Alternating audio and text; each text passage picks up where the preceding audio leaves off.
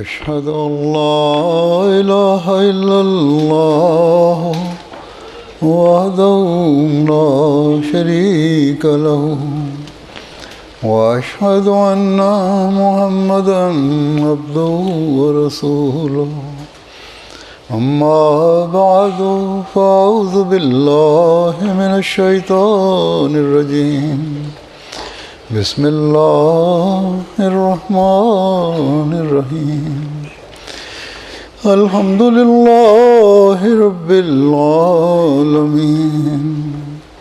الرحمن الرحيم مالك يوم الدين إياك نعبد وإياك نستعين اهدنا الصراط المستقيم صراط الذين أنعمت عليهم غير المغضوب عليهم ولا الضالين. آج ہمارے ساتھ اس اجتماع میں بیلجیم کے انصار بھی شامل ہیں جن کا اجتماع ہو رہا ہے اور شاید ایک آدھ جگہ اور بھی ہو رہا ہے.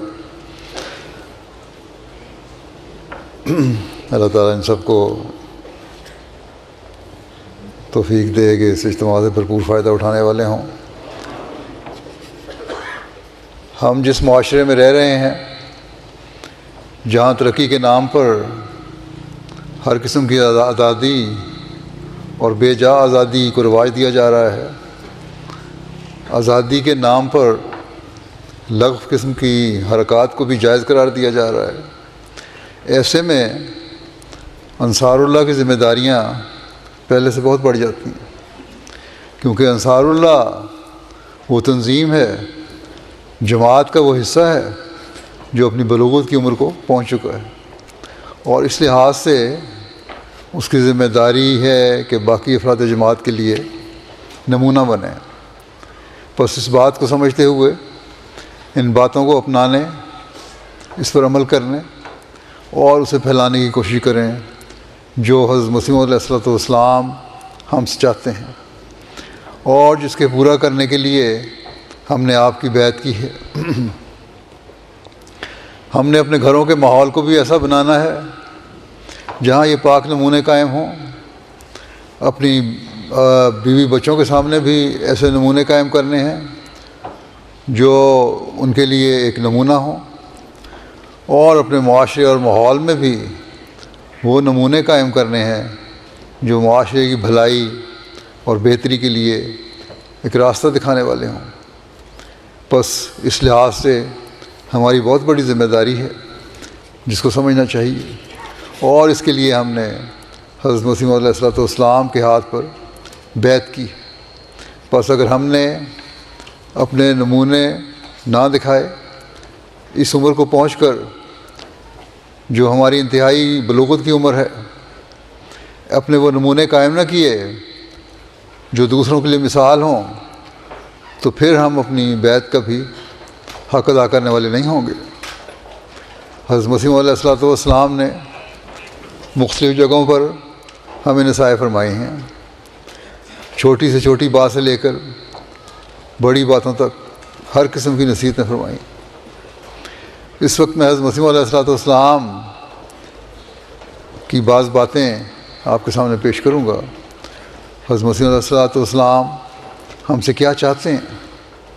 پہلی بات تو یہ کہ حضرت مسیح علیہ السلام نے ہمیں یہ نصیحت فرمائی کہ اپنے گھروں کے ماحول کو ایسا بناؤ جہاں محبت اور پیار نمایاں ہو، کیونکہ گھر معاشرے کی وہ چھوٹی اکائی ہے جس میں اگر امن اور سلامتی ہو، پیار اور محبت ہو، تو پھر وہی پیغام باہر لوگوں کو بھی پہنچتا ہے، وہی پیغام سارے گھر کے افراد کو بھی پہنچتا ہے، اور وہ پھر آگے اس کو پہنچانے والے ہوتے ہیں.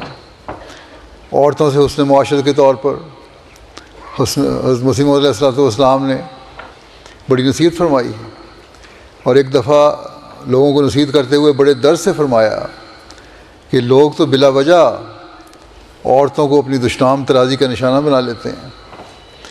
ان کو برا بھلا کہہ دیتے ہیں، ان سے لڑائی جھگڑا بھی کر لیتے ہیں، لیکن ایک موقع پر آپ اپنا حال بیان کرتے ہوئے فرماتے ہیں کہ میرا تو یہ حال ہے کہ ایک دفعہ میں نے اپنی بیوی پر آوازہ کسا اور میں محسوس کرتا تھا کہ وہ بانگ بلند یعنی اونچی آواز جو ہے دل کے رنج سے ملی ہوئی ہے، اس میں غصہ شامل ہے، اور بائیں ہمہ کوئی دل آزار اور درست کلمہ منہ سے نہیں نکالا تھا، اس کے علاوہ کوئی ایسی بات نہیں کی تھی جو سخت ہو، صرف آواز اونچی تھی۔ لیکن اس کے بعد فرماتے ہیں میں بہت دیر تک استغفار کرتا رہا اور بڑے خشوع اور خضوع سے نفلیں پڑھیں اور کچھ صدقہ بھی دیا کہ درشتی زوجہ پر کسی پنہانی معصیت الہی کا نتیجہ ہے، شاید کوئی ایسا گناہ ہے میرا چھپا ہوا جس کی وجہ سے ایسے سخت الفاظ یا اونچی آواز میرے منہ سے نکل گئی۔ بس یہ وہ معیار ہے جو ہمیں اپنے گھروں میں قائم کرنے کی ضرورت ہے۔ 40 سال کی عمر میں آپ انصار میں شامل ہو جاتے ہیں، اور یہ عمر ایک ایسی ہے جو پوری بلوغت کی عمر ہے، اور یہی عمر ایسی ہے جہاں بعض دفعہ انسان اپنے جذبات بھی قابو نہیں رکھتا، اس کو خیال ہوتا ہے کہ میری عمر ایسی آ گئی ہے کہ میرا عزت اور احترام بھی زیادہ ہونا چاہیے۔ اگر بیوی کی طرف سے کوئی ایسی بات ہو جائے جو مزاج کے خلاف ہو تو بہت سارے معاملات ایسے آتے ہیں جہاں پتہ لگتا ہے کہ خاوند پھر بہت زیادہ سختی بیویوں پر شروع کر دیتے ہیں، یا بیویوں کے جو قریبی رشتے ہیں ان کے ساتھ ایسا سلوک کرتے ہیں کہ جو پھر بیوی کو نامناسب لگتا ہے اور اس کی طبیعت بھی اس کا منفی اثر ہوتا ہے۔ اس کی وجہ سے پھر ایک بے چینی اور بدمزگی گھر میں پیدا ہو جاتی ہے، اور اس کا نتیجہ پھر یہ نکلتا ہے کہ بچوں پر بھی برا اثر پڑتا ہے، بچوں کی تربیت پر برا اثر پڑتا ہے۔ بچے بعض دفعہ دیکھ لیتے ہیں کہ باپ کے نامناسب رویے کی وجہ سے ہماری ماں کے جذبات کو ٹھیس پہنچی ہے، یا باپ ہماری ماں کے جذبات کا صحیح احترام نہیں کرتا اور خیال نہیں رکھتا، یا ہمارا باپ اپنے رشتہ داروں سے حسن سلوک نہیں کرتا، چاہے وہ رحمی رشتہ دار ہوں یا سسرالی رشتہ دار ہوں، پھر اس کا اثر بچوں پر پڑتا ہے اور وہ بھی پھر گھر کے ماحول سے بیزار ہوتے ہیں اور باہر جا کر سکون تلاش کرنے کی کوشش کرتے ہیں، اور جب وہ باہر جاتے ہیں تو باہر کے ماحول میں پھر جیسا بھی ماحول میسر ہے ان کو مل جاتا ہے، جس کی وجہ سے پھر برائیاں پیدا ہونی شروع ہو جاتی ہیں، اور بہت سارے بچے اسی لیے بگڑتے ہیں کہ وہ گھروں کے ماحول سے بیزار ہوتے ہیں، یا گھروں کے ماحول میں ان کو تسلی نہیں ملتی، گھروں کے ماحول میں ان کو بے چینی مل رہی ہوتی ہے۔ بس اس لحاظ سے یہ بہت بڑی ذمہ داری ہے کہ مرد اپنی نسلوں کی اصلاح کے لیے، اپنی نسلوں کو بچانے کے لیے، اپنی نسلوں میں دین کی محبت پیدا کرنے کے لیے، اپنی نسلوں کو خدا تعالیٰ سے جوڑنے کے لیے، اپنی نسلوں میں جماعتی احترام اور تعلق پیدا کرنے کے لیے ایسے نمونے قائم کریں جو ایک مثال ہوں، ان کے گھروں میں ایک سکون ہو۔ یہ گھروں کا سکون جو ہے جب یہ حاصل ہو جائے گا تو پھر ہر طرف ایک امن اور سکون کی فضا انہیں نظر آئے گی، اور بچے پھر اس ماحول میں گھروں میں رہ کر اپنے ماں باپ سے زیادہ تعلق پیدا کرنے والے ہوں گے اور اپنی اصلاح کر کے پھر دین سے بھی جڑنے والے ہوں گے، کیونکہ ان کو پتہ ہوگا کہ میرا باپ جو کچھ بھی کر رہا ہے وہ دین کی تعلیم کے مطابق کر رہا ہے۔ بس یہ بہت بڑی ذمہ داری ہے جو انصار کی عمر کو پہنچ کر پہلے سے زیادہ بڑھ جاتی ہے۔ بے شک خدا الحمدیہ کی بھی ذمہ داری ہے، ان کے بچے چھوٹے بچے ہوتے ہیں، بیویوں کے ساتھ حسن سلوک کریں خدام بھی، تاکہ بچپن سے ہی گھروں کا پرسکون ماحول نظر آئے۔ لیکن انصار کی عمر کو پہنچ کر بچے بہت حد تک باشعور ہو جاتے ہیں، بلکہ بالغ ہو جاتے ہیں، اس لیے اس عمر کو پہنچ کے تو خاص طور پر اس بات کا اہتمام کرنا چاہیے کہ ہمارے گھریلو ماحول نہایت پیار اور محبت والے ہوں اور پرامن رہنے والے ہوں۔ پھر بچوں کی تربیت کے لیے حضرت مسیح موعود علیہ الصلوۃ والسلام نے جو ایک نسخہ بتایا ہے وہ یہ ہے کہ ان کے لیے دعا کرو اور نرمی کا سلوک کیا کرو، اور نرمی اور پیار سے سمجھاؤ گے تو وہ بات سمجھیں گے بھی، اور ان کو یہ شکوہ بھی نہیں ہوگا کہ ہمارا باپ سختی کر رہا ہے یا ہمیں غلط باتوں پر بلا وجہ ڈانٹ ٹپڑ ہو رہی ہے۔ ڈانٹ ٹپڑ تو ہوتی غلط باتوں پہ ہے، غلط باتوں پر بھی ڈانٹ ٹپڑ اگر ضرور سے زیادہ ہو جائے تو وہ بھی غلط چیز ہے۔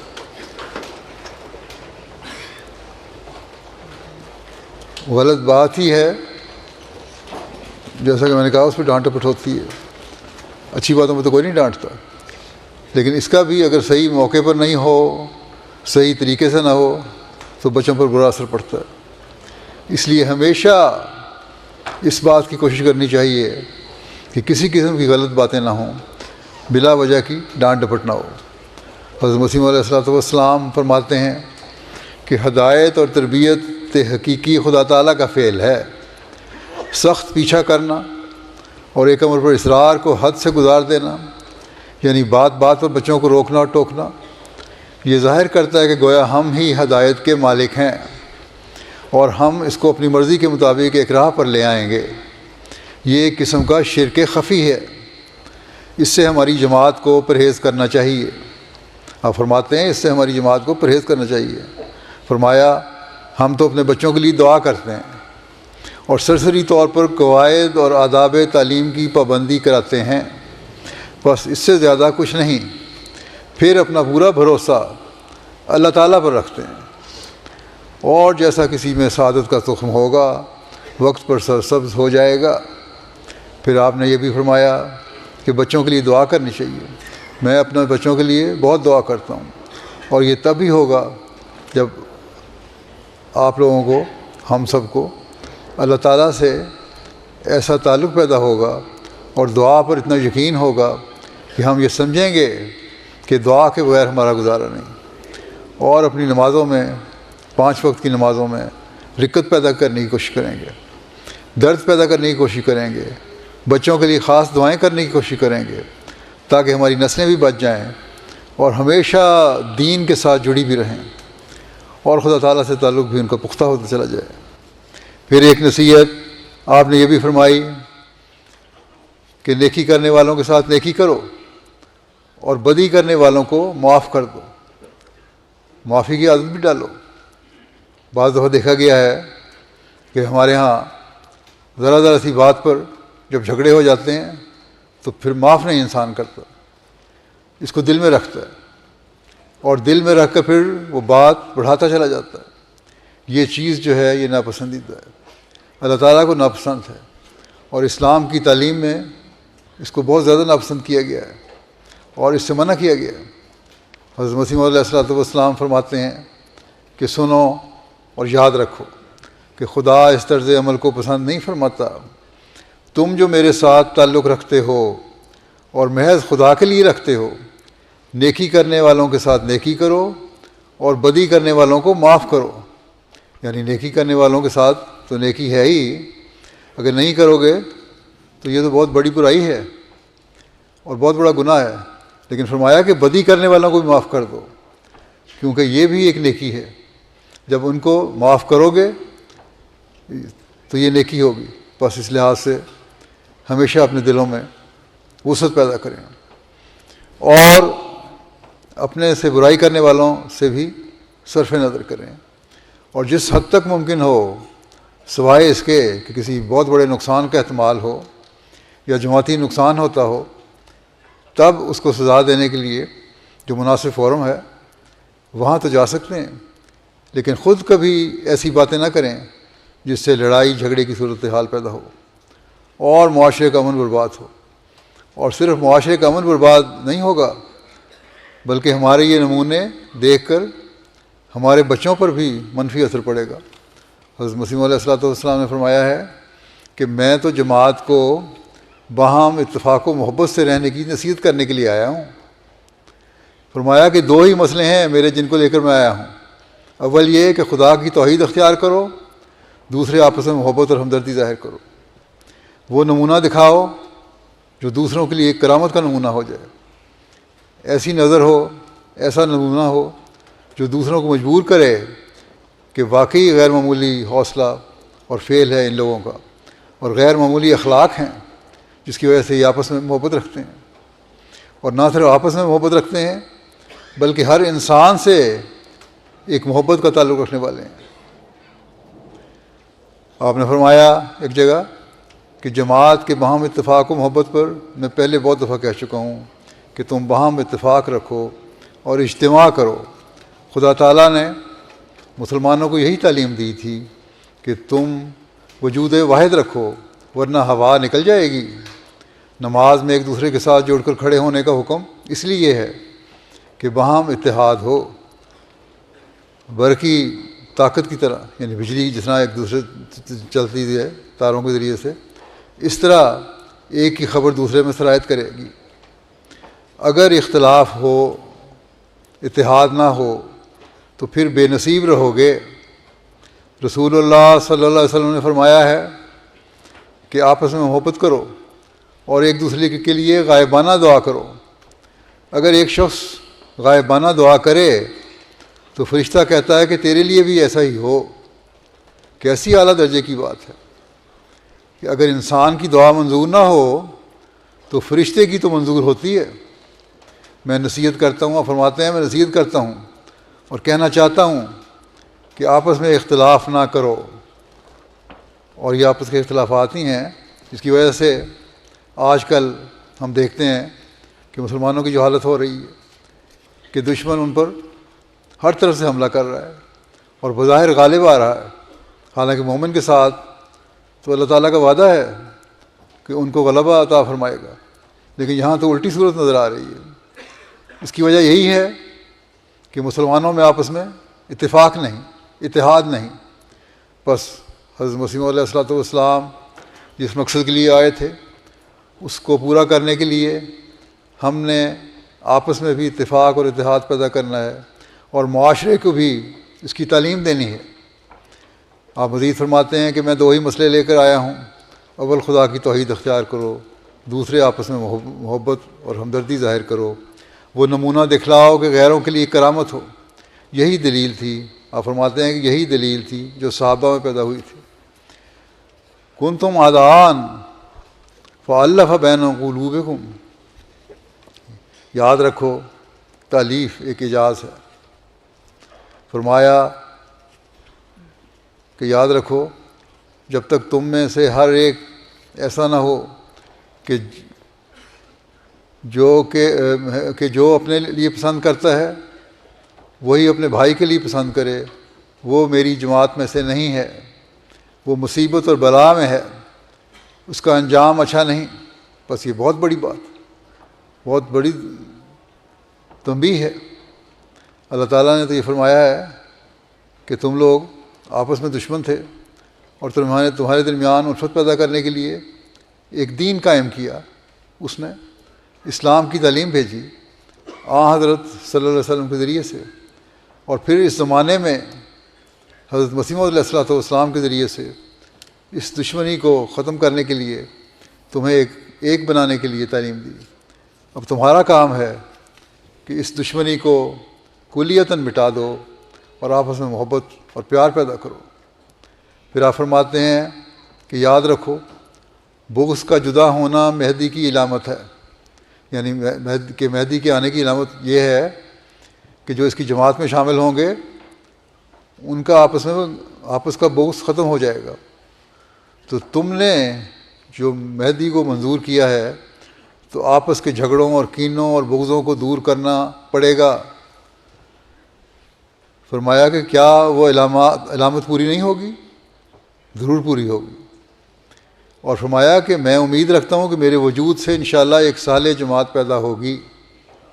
بس اگر ہم نے حضرت مسیح علیہ السلام کی صالح جماعت میں شامل ہونا ہے تو آپس کے بغضوں کو بھی دور کرنا ہوگا۔ فرمایا کہ باہمی عداوت کا سبب کیا ہے؟ بخل، رعونت ہے، خود پسندی ہے، جذبات ہیں۔ فرمایا کہ جو اپنے جذبات پر قابو نہیں پا سکتے اور باہم محبت اور اخوت سے نہیں رہ سکتے، جو ایسے ہیں وہ یاد رکھیں کہ وہ چند روز مہمان ہیں، جب تک کہ عمدہ نمونہ نہ دکھائیں۔ وہ ظاہری میں تو یہ کہتے رہیں گے کہ ہم جماعت میں شامل ہیں، لیکن حقیقت میں وہ اپنی زندگی تک ہی مہمان ہیں، چاہے وہ زندہ رہنے تک اپنے آپ کو احمدی کا ہونے کا دعویٰ کرتے رہیں۔ جب تک کہ وہ عمدہ نمونہ نہ دکھا کر اس تعلیم پر عمل نہ کریں، وہ احمدی ہونے کا حق ادا نہیں کرتے، جس کی تعلیم ہمیں حضرت مسیح علیہ الصلوۃ والسلام نے اسلامی تعلیم کی روشنی میں دی ہے۔ اللہ تعالیٰ کی نظر میں احمدی نہیں ہے ایسے لوگ۔ فرمایا میں کسی کے سبب سے اپنے اوپر اعتراض لینا نہیں چاہتا۔ ایسا شخص جو میری جماعت میں ہو کر میرے منشا کے موافق نہ ہو وہ خشک ٹہنی ہے، اس کو اگر باغبان کاٹے نہیں تو کیا کرے؟ پھر آپ نے فرمایا، ایک نصیحت یہ فرمائی کہ دنیا کو مقصود بالذات نہ بناؤ بلکہ دین کو بناؤ، اور دنیا اس کے لیے بطور خادم اور مرکب ہے۔ وضاحت کرتے ہوئے آپ نے فرمایا کہ مومن کو چاہیے کہ جد و جہد سے کام کرے، لیکن جس قدر مرتبہ مجھ سے ممکن ہے یہی کہوں گا، یعنی بے شمار دفعہ بھی کہنا پڑے تو یہی کہوں گا کہ دنیا کو مقصود بالذات نہ بنا لو، دین کو مقصود بالذات ٹھہراؤ، اور دنیا اس کے لیے بطور خادم اور مرکب کے ہو، خادم کے طور پر ہو۔ دنیا کی چیزیں مل کر دین کی خادم بننے والی چیزیں بن جائیں۔ یہ اسباب جو ہیں یہ دین سے دور ہٹانے والے نہ ہوں، بلکہ یہ دین کی خدمت کرنے کے لیے مقرر کیے گئے ہیں، ان سے فائدہ اٹھاؤ۔ فرمایا کہ دولت مندوں سے بسا اوقات ایسے کام ہوتے ہیں کہ غریبوں اور مفلسوں کو وہ موقع نہیں ملتا۔ رسول اللہ صلی اللہ علیہ وسلم کے وقت میں خلیفہ اول نے یعنی حضرت ابوبکر صدیق جو بڑے ملک التجار تھے، مسلمان ہو کر لا نظیر مدد کی، اور آپ کو یہ مرتبہ ملا کہ صدیق کہلائے اور پہلے رفیق اور خلیفہ اول ہوئے۔ یہ مقام حضرت خلیفہ اول کو اس لیے ملا، آپ فرماتے ہیں کہ یہ مقام حضرت خلیفہ اول کو اس لیے ملا کہ آپ نے دین کو دنیا پر مقدم کرنے کا جو عہد کیا تھا اس کو پورا کیا، اور اگر ہر شخص اس عہد کو پورا کرتا رہے گا تو اس کو بھی حفظ مراتب کے طور پر اللہ تعالیٰ اپنے فضل سے نوازتا رہے گا۔ جو اس کا مقام ہے، جیسا اس کو نیکیاں ہیں اس کے مطابق اللہ تعالیٰ ان کو نوازتا چلا جائے گا۔ یہ نہیں کہ اللہ تعالیٰ بغیر نوازے چھوڑے۔ پھر ایک جگہ نصیحت کرتے ہوئے آپ نے فرمایا کہ جہنم کیا چیز ہے؟ فرمایا کہ ایک جہنم تو وہ ہے جس کا مرنے کے بعد اللہ تعالیٰ نے وعدہ دیا ہے، اور دوسری یہ زندگی بھی اگر خدا تعالیٰ کے لیے نہ ہو تو جہنم ہے۔ اللہ تعالیٰ کو مقدم رکھو گے تو جنت ملے گی، نہیں تو جہنم ہے۔ اللہ تعالیٰ نے فرمایا کہ اللہ تعالیٰ ایسے انسان کو تکالیف سے بچانے اور آرام دینے کے لیے متولی نہیں ہوتا۔ یہ خیال مت کرو کہ کوئی ظاہری دولت یا حکومت، مال و عزت، اولاد کی کثرت کسی شخص کے لیے کوئی راحت یا اطمینان یا سکینت کا موجب ہو جاتی ہے، اور وہ دم نقد بھیجتی ہوتا ہے۔ نہیں، ہرگز نہیں۔ وہ اطمینان، تسلی اور تسکین جو بہشت کی علامات میں سے ہیں ان باتوں سے نہیں ملتی، وہ خدا ہی میں زندہ رہنے اور مرنے سے مل سکتی ہیں، جس کے لیے انبیاء علیہ السلام خصوصاً ابراہیم اور یعقوب علیہ السلام کی یہی وصیت تھی کہ لا تموتن الا وانتم مسلمون، کہ جب تک فرمانبرداری نہ ہو اس وقت تک مرنا نہیں، یعنی اپنے مرنے تک تم نے فرمانبردار رہنا ہے۔ فرمایا کہ لذات دنیا تو ایک قسم کی ناپاک حرص پیدا کر کے طلب اور پیاس کو بڑھا دیتی ہیں، استسقاء کے مریض کی طرح پیاس نہیں بجھتی۔ جس کو پانی پیاس کا مرض ہوتا ہے اس کی پیاس نہیں بجھتی، اس طرح اس کی بھی پیاس نہیں بجھتی دنیا کی۔ دنیا میں ڈوبتے چلے جاؤ گے، دنیا کی لالچ تو اور لالچ کی طرف لے جاتی رہے گی، اور ایک پیاس کے مریض کی طرح انسان یہی چاہے گا کہ میں دولت کو حاصل کرتا ہی چلا جاؤں، پانی کو پیتا ہی چلا جاؤں۔ اور فرمایا کہ پیاس نہیں بجھتی یہاں تک کہ ہلاک ہو جاتا ہے۔ بس دولت کا بھی یہی حال ہے کہ انسان دولت کے پیچھے اپنے آپ کو ہلاک کر لیتا ہے۔ فرمایا کہ یہ بے جا آرزوؤں اور حسرتوں کی آگ بھی من جملہ اسی جہنم کی آگ ہے کہ جو انسان کے دل کو راحت اور قرار نہیں لینے دیتی، بلکہ اس کو ایک تذبذب اور اضطراب میں غلطاؤں اور پیچاں رکھتی ہے۔ اس لیے میرے دوستوں کی نظر سے یہ عمل پوشیدہ نہ رہے۔ فرماتے ہیں میرے دوستوں کی نظر سے یہ عمل پوشیدہ نہ رہے۔ فرمایا میرے دوستوں کی نظر سے یہ عمل ہرگز پوشیدہ نہ رہے کہ انسان مال و دولت یا زن و فرزند کی محبت کے جوش اور نشے میں ایسا دیوانہ اور از خود رفتہ ہو جائے کہ اس میں اور خدا تعالیٰ میں ایک حجاب پیدا ہو جائے۔ مال اور اولاد اسی لیے تو فتنہ کہلاتی ہے، اس سے بھی انسان کے لیے ایک دوزخ تیار ہوتا ہے، اور جب وہ ان سے الگ کیا جاتا ہے تو سخت بے چینی اور گھبراہٹ ظاہر کرتا ہے۔ یعنی اولاد اور مال سے جب علیحدہ ہو جائے انسان، نقصان پہنچے تو بڑا بے چین ہو جاتا ہے۔ پھر قرآن کریم پڑھنے کی طرف نصیحت کرتے ہوئے آپ فرماتے ہیں کہ دن رات تم قرآن کریم کو پڑھو، یہ حربہ اپنے ہاتھ میں لے لو، کیونکہ تمہاری فتح اسی کے ذریعے سے ہونی ہے۔ قرآن کریم کی تعلیم کو پڑھو، اس پر عمل کرو گے تو تمہاری فتح ہوگی۔ فرمایا اگر ہمارے پاس قرآن نہ ہوتا اور حدیثوں کے مجموعے ہی مایا ناز ایمان و اعتقاد ہوتے تو ہم قوموں کو شرمساری سے منہ بھی نہ دکھا سکتے۔ فرمایا کہ میں نے قرآن کریم کے لفظ پر غور کیا، تب مجھ پر کھلا کہ اس مبارک لفظ میں ایک زبردست پیش گوئی ہے، وہ یہ ہے کہ یہی قرآن یعنی پڑھنے کے لائق کتاب ہے، اور ایک زمانے میں تو اور بھی زیادہ پڑھنے کے قابل کتاب ہوگی، جبکہ اور کتابیں بھی پڑھنے میں اس کے ساتھ شریک کی جائیں گی۔ اس وقت اسلام کی عزت بچانے کے لیے اور بطلان کا استحصال کرنے کے لیے یہی ایک کتاب پڑھنے کے قابل ہوگی، اور دیگر کتابیں قطعاً چھوڑ دینے کے لائق ہوں گی۔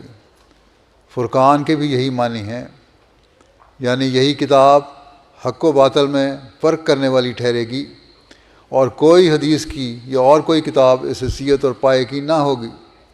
اس لیے اب سب کتابیں چھوڑ دو اور رات دن کتاب اللہ ہی کو پڑھو۔ بڑا بے ایمان ہے وہ شخص جو قرآن کریم کی طرف التفات نہ کرے اور دوسری کتابوں پر ہی رات دن جھکا رہے۔ ہماری جماعت کو چاہیے، فرماتے ہیں کہ ہماری جماعت کو چاہیے کہ قرآن کریم کے شغل اور تدبر میں جان و دل سے مصروف ہو جائیں اور حدیثوں کے شغل کو ترک کر لیں۔ بڑے تأسف کا مقام ہے کہ قرآن کریم کا وہ تدارس نہیں کیا جاتا، اس طرح نہیں پڑھا جاتا جو احادیث کا کیا جاتا ہے۔ اس وقت قرآن کریم کا حربہ ہاتھ میں لو تو تمہاری فتح ہے، اس نور کے آگے کوئی ظلمت نہ ٹھہر سکے گی۔ بس فرمایا کہ قرآن کریم کو اول فوقیت دو، حدیثوں کو اتنا اپنے اوپر سوار نہ کرو کہ حدیث میں یہ آیا ہے۔ قرآن کریم کی تعلیم پر غور کرو، اس پر عمل کرو، اس کی تشریح دیکھو، اس کی تفسیر دیکھو، اور ہاں دوسری جگہ یہ بھی فرمایا کہ جو حدیثیں قرآن کریم کی تائید کرتی ہیں، اس کی تشریح کرتی ہیں، ان کو مانو۔ لیکن یہ کہنا کہ یہ حدیث میں آیا ہے اور اس کی سمجھ بھی تمہیں نہ آئے اور حدیث قرآن سے ٹکراتی ہے تو وہ حدیث قابل قبول نہیں ہے۔ بس اصل حقیقت، اصل چیز قرآن کریم ہے۔ قرآن کریم کو پڑھنے کی طرف توجہ دینی چاہیے، اور خاص طور پر انصار کو اس طرف خاص توجہ دینی چاہیے، اور نہ صرف خود توجہ دینی چاہیے بلکہ اپنے بچوں کو بھی اس طرف توجہ دلانی چاہیے تاکہ وہ بھی قرآن کریم پڑھیں اور اپنی حالتوں کو بہتر کریں۔ پھر بیعت کی اہمیت کے بارے میں آپ فرماتے ہیں تم نے میرے سے بیعت کی ہے تو حقیقی بیعت کس طرح ہو سکتی ہے؟ اور حقیقی بیعت نہیں تو صرف پوسٹ ہے، یہ صرف ایک شیل ہے جو تم نے اپنے اوپر اوڑھ لیا ہے، چڑھایا ہوا ہے، جس کے اندر تم چلے گئے ہو، اس کی حقیقت کچھ نہیں ہے۔ فرمایا کہ جو بیعت اور ایمان کا دعویٰ کرتا ہے اس کو ٹٹولنا چاہیے کہ کیا میں چھلکا ہی ہوں یا مغز، صرف اوپر شیل ہے تمہارے یا اندر گودا بھی ہے، اس کے خول چڑھا ہوا ہے، یا اس کے اندر حقیقت میں وہ معرفت بھی ہے جو ایک بیعت کرنے والے کو حاصل ہونی چاہیے۔ اور وہ مغز بھی ہے جو بیعت کرنے والے میں موجود ہونا چاہیے، جس کا اظہار اس کے ہر عمل سے ہونا چاہیے۔ فرمایا کہ جب تک مغز پیدا نہ ہو، ایمان، محبت، اطاعت، بیعت، اعتقاد، مریدی، اسلام کا سچا مدعی کچھ نہیں۔ یہ سب باتیں ختم ہے اگر مغز نہیں ہے۔ یاد رکھو کہ سچی بات ہے کہ اللہ تعالیٰ کے حضور مغز کے سوا چھلکی کی کچھ بھی قیمت نہیں۔ خوب یاد رکھو کہ معلوم نہیں موت کس وقت آ جائے، اور خاص طور پر انصار کی عمر کو پہنچنے کے بعد کچھ پتہ نہیں ہوتا، لیکن یہ یقینی امر ہے کہ موت ضرور ہے۔ فرمایا بس میرے دعوے پر ہرگز کفایت نہ کرو اور خوش نہ ہو جاؤ، وہ ہرگز فائدہ رساں چیز نہیں جب تک انسان اپنے آپ پر بہت سی موتیں وارد نہ کرے اور بہت سی تبدیلیوں اور انقلابات میں سے ہو کر نہ نکلے اور انسانیت کے اصل مقصد کو نہیں پا سکتا۔ فرمایا انسان کے معنی اصل میں یہ ہیں کہ انسان انس سے لیا گیا ہے، یعنی جس میں دو حقیقی انس ہوں گے، ایک اللہ تعالیٰ سے اور دوسرا بنی نوع کی ہمدردی سے۔ ایک اللہ تعالیٰ کی محبت، دوسری بنی نوع کی ہمدردی اور محبت۔ جب یہ دونوں انس اس میں پیدا ہو جائیں اس وقت انسان کہلاتا ہے انسان، اور یہی وہ بات ہے جو انسان کا مغز کہلاتی ہے۔ اگر یہ دونوں باتیں نہیں ہیں اس میں تو انسان نہیں کہلا سکتا۔ کہنے کو تو انسان ہے لیکن حقیقی انسان نہیں ہے، اور اسی مقام پر انسان اولو الالباب کہلاتا ہے، حقیقی اور عقل مند انسان کہلا سکتا ہے۔ جب تک یہ نہیں کچھ بھی نہیں۔ ہزار دعویٰ کر کے دکھاؤ مگر اللہ تعالیٰ کے نزدیک، اس کے نبی اور اس کے فرشتوں کے نزدیک ہیچ ہے۔ پھر آپ نے فرمایا کہ حقیقی مسلمان بننا ہے تو اپنی زندگی میں محمد رسول اللہ صلی اللہ علیہ وسلم کا نمونہ دکھانے کی کوشش کرو، وہی حالت پیدا کرو جو آپ نے پیدا کی اور جس کا اسوہ ہمارے سامنے قائم فرمایا، ورنہ پھر شیطان کے پیرو بن جائیں گے ہم اگر یہ کوشش ہم نے نہ کی۔ بس بہت خوف کا مقام ہے، اور خاص طور پر انصار اللہ کے اوپر بہت بڑی ذمہ داریاں ہیں۔ ان کو تو بہت زیادہ خوف کرنا چاہیے اور بہت زیادہ کوشش کرنی چاہیے کہ اپنی حالتوں کو ایسا کریں کہ کبھی شیطان کے پیرو نہ بن سکیں۔ آپ نے فرمایا کہ سعادت عظمیٰ کے حصول کے لیے اللہ تعالیٰ نے ایک ہی راہ رکھی ہے کہ رسول اللہ صلی اللہ علیہ وسلم کی اطاعت کی جاوے، جیسا کہ اس آیت میں صاف فرما دیا ہے، قل ان کنتم تحبون اللہ فاتبعونی یحببکم اللہ، یعنی آؤ میری پیروی کرو تاکہ اللہ تعالیٰ بھی تم کو دوست رکھے۔ اس کے یہ معنی نہیں ہے کہ رسمی طور پر عبادت کرو۔ اگر حقیقت مذہب یہی ہے تو پھر نماز کیا چیز ہے؟ رسمی باتیں اگر ہیں تو پھر نماز کیا چیز ہے اور روزہ کیا چیز ہے؟ خود ہی ایک بات سے رکے اور خود ہی کر لی، خود ہی اپنی تشریح کر لی کہ ہم اس وقت نماز پڑھیں گے، یہ نماز ہے اور یہ روزہ ہے۔ یہ نہیں، نمونہ ہمارے سامنے قائم ہے، وہ دیکھنا ہوگا۔ فرمایا یعنی خود اپنی مرضی سے یہ کام کیا، اور مرضی ہوئی تو نماز پڑھ لی، مرضی ہوئی تو نہ پڑھی، مرضی ہوئی تو روزہ رکھا، مرضی ہوئی تو نہ رکھا، تو یہ تو کوئی بات نہیں ہوئی۔ پھر مذہب کا اب کیا فائدہ ہے؟ اگر حقیقت مذہب یہی ہے، فرمایا کہ حقیقت مذہب یہی ہے تو پھر نماز کیا چیز ہے اور روزہ کیا چیز؟ اگر اپنی مرضی سے ہی کرنا ہے سب کچھ تو پھر نماز روزے کی تو کوئی اہمیت نہیں ہے۔ اسلام محض اس کا نام نہیں ہے۔ اسلام تو یہ ہے کہ بکرے کی طرح سر رکھ دے، جیسا کہ رسول اللہ صلی اللہ علیہ وسلم نے فرمایا کہ میرا مرنا، میرا جینا، میری نماز، میری قربانیاں اللہ ہی کے لیے ہیں، اور سب سے پہلے میں اپنی گردن رکھتا ہوں۔ یہ فخر اسلام کا رسول اللہ صلی اللہ علیہ وسلم کو ہی اولیت کا ہے، اور نہ ابراہیم کو نہ کسی اور کو۔ یہ اسی کی طرف اشارہ ہے، کن تو نبیًا و آدم و بین الماء و طین، کہ اگرچہ آپ نبیوں کے بعد آئے مگر یہ صدا کہ میرا مرنا اور میرا جینا اللہ تعالیٰ کے لیے ہے، یہ دوسرے کے منہ سے نہیں نکلی۔ اور فرمایا کہ دنیا کی حالت کو دیکھو کہ ہمارے نبی کریم صلی اللہ علیہ وسلم نے تو اپنے عمل سے یہ دکھایا کہ میرا مرنا اور جینا سب کچھ اللہ تعالیٰ کے لیے ہے، اور یا اب دنیا میں مسلمان موجود ہیں، کسی سے کہا جائے کہ کیا تو مسلمان ہے تو کہتا ہے کہ الحمدللہ۔ جس کا کلمہ پڑھتا ہے اس کی زندگی کا اصول تو خدا کے لیے تھا، مگر یہ دنیا کے لیے جیتا اور دنیا کے لیے مرتا ہے۔ کہتے تو یہ ہیں ہم کہ الحمدللہ مسلمان ہیں، لیکن جس کے لیے کلمہ پڑھا ہے محمد رسول اللہ کا، وہ تو خدا کے لیے جیتے اور مرتے تھے، لیکن عام انسان جو ہے مسلمان کہلانے کے باوجود دنیا کے لیے مرتے اور جیتے ہیں۔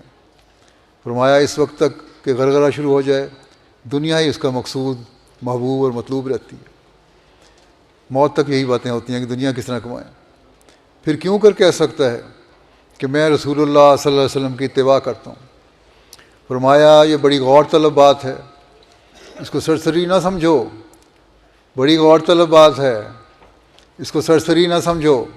مسلمان بننا بہت مشکل کام ہے، اور اسوہ حضرت صلی اللہ علیہ وسلم نے قائم فرمایا اس پر چلنا بہت مشکل کام ہے، اس کے لیے محنت کرنی پڑے گی، اس کو سرسری نہ سمجھو۔ مسلمان بننا آسان نہیں ہے۔ رسول اللہ صلی اللہ علیہ وسلم کی اطاعت اور اسلام کا نمونہ جب تک اپنے اندر پیدا نہ کرو مطمئن نہ ہو۔ بس یہ بہت اہم بات ہے، بہت ڈرانے والی بات ہے، بہت توجہ دلانے والی بات ہے۔ اس کی طرف ہمیں توجہ رکھنی چاہیے۔ اگر ہم نے اپنی زندگیوں کو یہ چند باتیں جو میں نے کی ہیں اس کے مطابق ڈھال لیا تو ہم سمجھ لیں کہ ہم نے اپنی بیعت کے حق کو بھی پورا کیا اور انصار اللہ ہونے کا حق بھی ادا کر دیا۔ اللہ تعالیٰ اس حق کو ادا کرنے کی ہر ایک کو توفیق عطا فرمائے۔ آخر میں حضرت مسیح علیہ السلام کا ایک اقتباس اور پڑھتا ہوں۔ آپ فرماتے ہیں تمام کامیابیاں ہماری معاشرت اور آخرت کے تعاون پر ہی موقوف ہو رہی ہیں۔ کیا کوئی اکیلا انسان کسی کام دین یا دنیا کو انجام دے سکتا ہے؟ ہرگز نہیں۔ کوئی کام دینی ہو یا دنیاوی بغیر معاونت باہمی کے چل ہی نہیں سکتا۔ ہر ایک گروہ کے جس کا مدعا اور مقصد ایک ہے مثل اعضاء یکدیگر ہے، اور ممکن نہیں۔ مختلف اعضاء ہیں لیکن جسم ایک ہے۔ جو کوئی فعل جو متعلق غرض مشترک اس گروہ کے ہے بغیر معاونت باہمی ان کے بخوشی اور خوش اسلوبی ہو سکے۔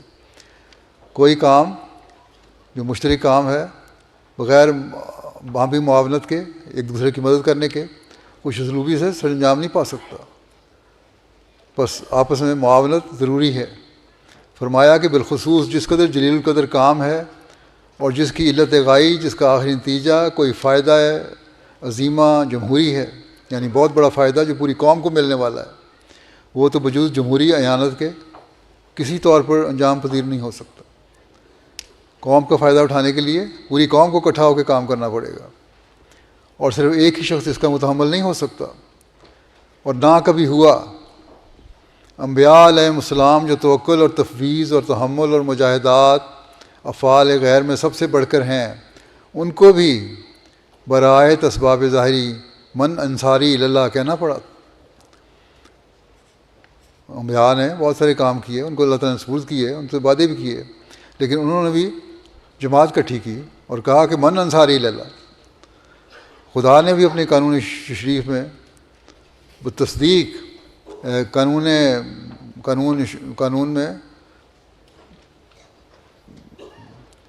قانون شریعت میں بتصدیق اپنے قانون قدرت کے تعاونوا علی البر والتقویٰ کا حکم فرمایا ہے۔ بس جب ہم نے اپنے آپ کو انصار اللہ کہا ہے اور نحن انصار اللہ کا نعرہ لگایا ہے تو ہمیں پھر حضرت مسیح علیہ السلام کی جماعت میں ہونے کا حق اور انصار اللہ ہونے کا حق ادا کرنے کے لیے اپنی بھرپور کوشش کرنی چاہیے۔ اللہ تعالیٰ اس کی ہمیں توفیق عطا فرمائے، اپنی حالتوں کو ہم تبدیل کرنے والے ہوں، اپنے بچوں کی حالتوں میں تبدیلی پیدا کرنے کی کوشش کرنے والے ہوں، اپنے گھروں کے ماحول کو پرامن رکھنے والے ہوں، اپنے معاشرے کے ماحول کو پرامن رکھنے والے ہوں، اور آخر میں اس دنیا کو امن اور سلامتی کا پیغام پہنچانے والے ہوں، اور اس دنیا کو ایک خدا کا ماننے والا بنانے والے ہوں، اور دنیا میں حضرت صلی اللہ علیہ وسلم کا جھنڈا لہرانے والے ہوں، اور دنیا کو آپ کے جھنڈے تلے لانے والے ہوں۔ اللہ تعالیٰ کرے کہ ہم ہمیشہ ایسے ہی انصار بن کر رہیں، آمین۔ اب دعا کر لیں۔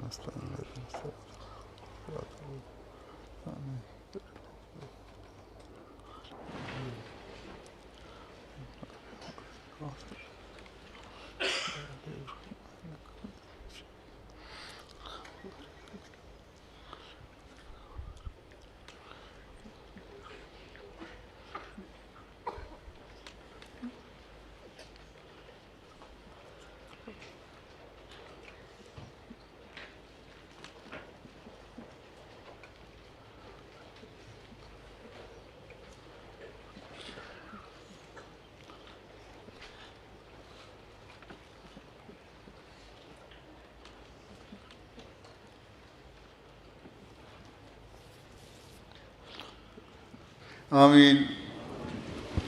السلام علیکم۔